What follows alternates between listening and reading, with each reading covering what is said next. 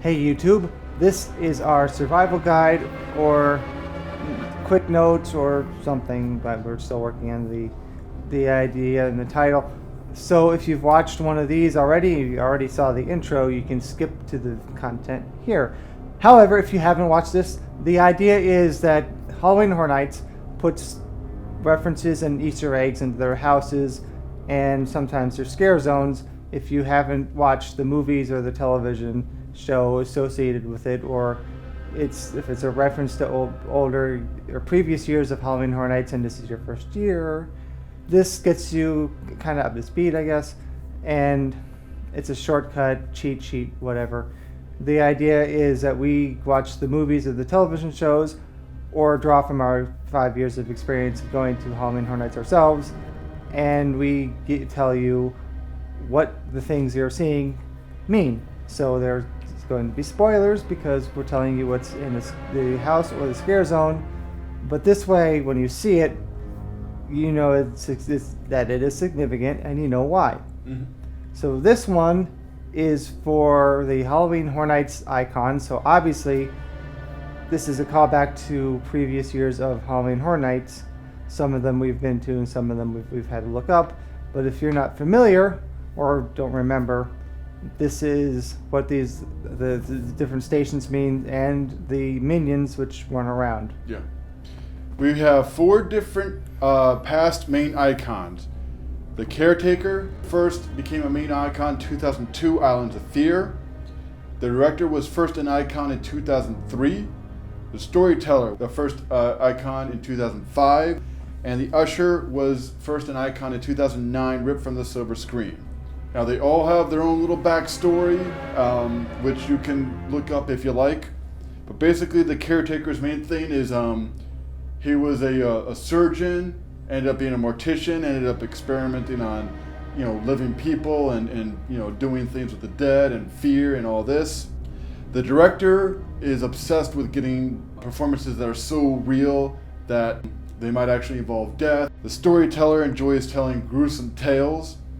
And the Usher, he first represented, ripped from the silver screen, like movie icons. He worked for the Universal Palace Theater, which is a very prestigious landmark theater, and he was very proud of it and defended it, even to the point of killing other people if he didn't like what they were doing.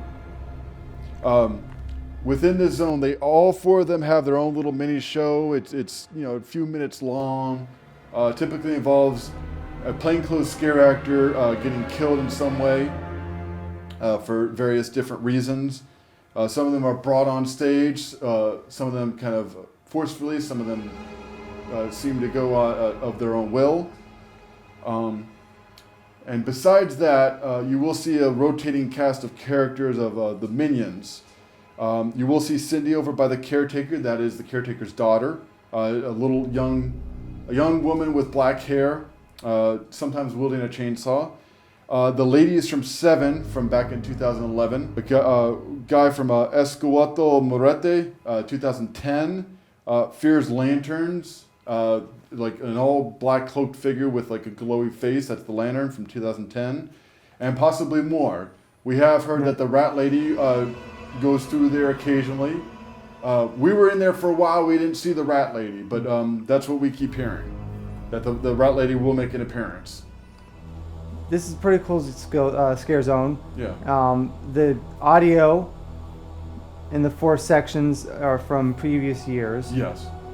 And if you were there for 20, you heard some of it. Obviously, if you've been going longer than that, or you went to certain years, you recognize it from that year. Yeah. So it's not just random clips of audio that the scare actors are syncing along to.